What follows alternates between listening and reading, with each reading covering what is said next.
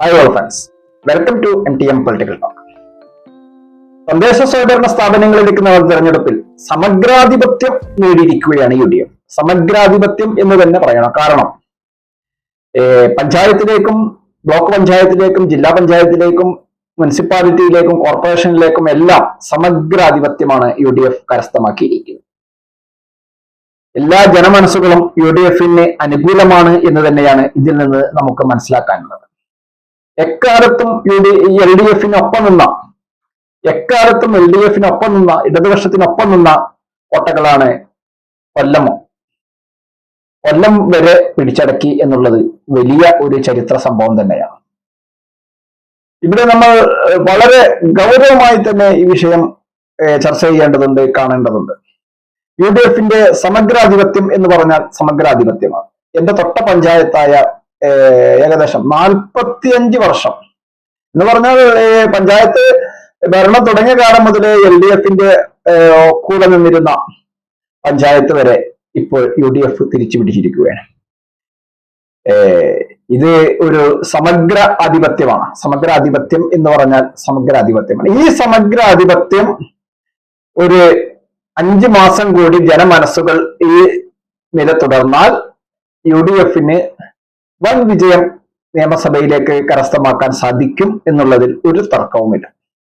100ന്റെ പുറത്ത് സീറ്റുകളാണ് ഇപ്പോഴത്തെ ഈ ട്രെൻഡ് അനുസരിച്ച് മുന്നോട്ട് പോകുകയാണെങ്കിൽ 100ൽ കൂടുതൽ സീറ്റോടുകൂടി നിയമസഭയിലേക്ക് കോൺഗ്രസ് നേതൃത്വം കൊടുക്കുന്ന UDF അധികാരത്തിലെത്തും എന്നതിൽ ഒരു തർക്കവുമില്ല. 100ൽ കുറയാത്ത സീറ്റാണ് ഇപ്പോഴത്തെ ഈ ട്രെൻഡ് അനുസരിച്ച് മുന്നോട്ട് പോവുകയാണെങ്കിൽ.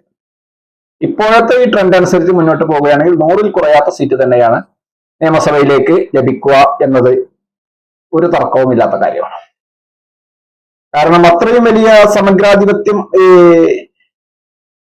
പഞ്ചായത്ത് തലത്തിൽ നടത്താൻ UDFന് സാധിച്ചാൽ അതൊരു വലിയ വിജയം തന്നെയാണ്. കാരണം ഈ സമഗ്രാധിപത്യം എന്ന് പറയുന്നത് LDFന് എപ്പോഴും സംഘടന ചട്ടക്കൂട് വളരെ വലുത് തന്നെയാണ്. LDFന് അവർക്ക് പഞ്ചായത്ത് തലത്തിൽ എല്ലാ കാലത്തും കൂടുതൽ സീറ്റുകൾ ലഭിക്കാറും തദ്ദേശ സ്ഥാപനങ്ങൾ കൂടുതൽ അതിലും അധികാരം ലഭിക്കാറും ഉണ്ട് എന്നത് ഒരു യാഥാർത്ഥ്യമാണ്.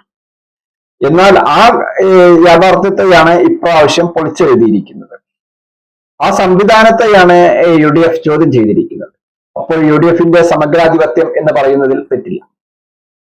LDFന് എല്ലാ കാലത്തും പഞ്ചായത്ത് തലത്തിൽ വളരെ സ്വാധീനം ചെലുത്താൻ സാധിക്കുന്ന ഒരു പാർട്ടിയായിരുന്നു. ആ സംവിധാനമാണ് ഇപ്പോൾ UDF ചോദ്യം ചെയ്തിരിക്കുന്നത്. UDF സമഗ്രാധിപത്യം പുലർത്തിയിരിക്കുന്നത്. അതുകൊണ്ട് തന്നെയാണ് ഇതിനെ ഇവിടെ സമഗ്രാധിപത്യം എന്ന വാക്ക് കൂടുതൽ ഉപയോഗിക്കുന്നത്. ഇതിൽ വേറൊന്ന് നമുക്ക് പറയാനുള്ളത് കേരളത്തിലെ പ്രബുദ്ധരായ വോട്ടർമാരാണ്. നമ്മൾ വോട്ടിംഗ് നില ശ്രദ്ധിച്ചു കഴിഞ്ഞാൽ നമുക്ക് മനസ്സിലാവും. ഒരേ വാർഡിൽ നിന്ന് തന്നെ ബ്ലോക്ക് പഞ്ചായത്തിലേക്കും ജില്ലാ പഞ്ചായത്തിലേക്കും ഗ്രാമപഞ്ചായത്തിലേക്കും ഒരേ വാർഡിൽ നിന്ന് തന്നെ വ്യത്യസ്തമായ വോട്ടുകളാണ് പോൾ ചെയ്തിരിക്കുന്നത്. ഗ്രാമപഞ്ചായത്തിലേക്ക് വോട്ട് ചെയ്ത വ്യക്തി അതേ ബ്ലോക്ക് പഞ്ചായത്ത് ഡിവിഷനിൽ മത്സരിക്കുന്ന അതേ പാർട്ടിയുടെ സ്ഥാനാർത്ഥിക്ക് വോട്ട് ചെയ്തിട്ടില്ല. അതാണ് ഒരു യാഥാർത്ഥ്യം. അതേ ഡിവിഷനിൽ ജില്ലാ പഞ്ചായത്തിലേക്ക് മത്സരിക്കുന്ന സ്ഥാനാർത്ഥിക്ക് അവർ വോട്ട് ചെയ്തിട്ടുണ്ട് എന്നതും ഒരു യാഥാർത്ഥ്യം. അപ്പോൾ ഒരു വളരെ പ്രബുദ്ധരായ വോട്ടർമാരാണ് നമ്മുടെ കേരളത്തിൽ. ഇവിടെ സൗജന്യങ്ങൾക്കൊന്നും ഒരു പ്രാധാന്യവുമില്ല എന്നതാണ് യാഥാർത്ഥ്യം. സൗജന്യങ്ങൾ പ്രഖ്യാപിച്ചു കഴിഞ്ഞാൽ ജനങ്ങളെല്ലാവരും അത് കൈപ്പറ്റും. കാരണം അത് നമ്മുടെ നികുതി പണമാണ്. അത് ആരും കൊണ്ടുവന്ന് തരുന്നതല്ല. നമ്മുടെ നികുതി പണം നമ്മുടെ നിന്ന് പിരിച്ച് നമുക്ക് തരുന്നതാണ്. അപ്പോൾ അത് കേരളത്തിൽ ഈ സൗജന്യങ്ങൾ ഇലക്ഷൻ സമയത്തോ അല്ലെങ്കിൽ 2-3 മാസങ്ങൾക്ക് മുന്നെയോ അത് പ്രഖ്യാപിച്ചു അത് വിതരണം ചെയ്താൽ പറയത്തക്ക ഒരു നേട്ടം ഉണ്ടാവില്ല എന്ന് തന്നെയാണ് ഈ പഞ്ചായത്ത് ഇലക്ഷൻ നമുക്ക് പഠിപ്പിക്കുന്ന പാഠം. അപ്പോൾ കേരളത്തിലെ വളരെ പ്രബുദ്ധരായ വോട്ടർമാരാണ്. അത് ഞാൻ നേരത്തെ സൂചിപ്പിച്ചത് ഒരേ വാർഡിൽ നിന്ന് തന്നെ 3 വോട്ട് ഒരാൾ ചെയ്യുമ്പോൾ ആ 3 വോട്ട് 3 വ്യത്യസ്ത തലത്തിലേക്കും ഒരാൾ ചെയ്യുന്നു, 2 മുന്നണിക്ക് ഒരാൾ ചെയ്യുന്നു എന്നതും ഒരു യാഥാർത്ഥ്യമാണ്. അപ്പോൾ അവർക്ക് ഇഷ്ടപ്പെട്ട ആൾക്ക് വളരെ പ്രബുദ്ധതയോടെ തന്നെയാണ് ഈ സമ്മതിദാന അവകാശം രേഖപ്പെടുത്തുന്നത്. അല്ലാണ്ട് നേരെ ചെന്ന് എല്ലാ ഒരു ചിഹ്നത്തിന് കുത്തിപ്പോരുന്ന ഒരു അവസ്ഥ ഇന്ന് കേരളത്തിലില്ല. അപ്പോൾ വളരെ പ്രബുദ്ധരായ വോട്ടർമാരാണ്. ഇവിടെ സൗജന്യ സമ്പ്രദായങ്ങളൊന്നും നിലവിൽ ഇവിടെ നടപ്പാക്കിയിട്ട് ഒരു കാര്യവുമില്ല. കാരണം പ്രബുദ്ധരായ വോട്ടർമാരാണ്. വളരെ പ്രബുദ്ധതയോടെ തന്നെയാണ് വോട്ടവകാശം വിനിയോഗിച്ചിട്ടുള്ളത് എന്നതാണ് ഈ ഫലം നമ്മളിൽ നിന്ന് നമുക്ക് മനസ്സിലാക്കാനുള്ളത്.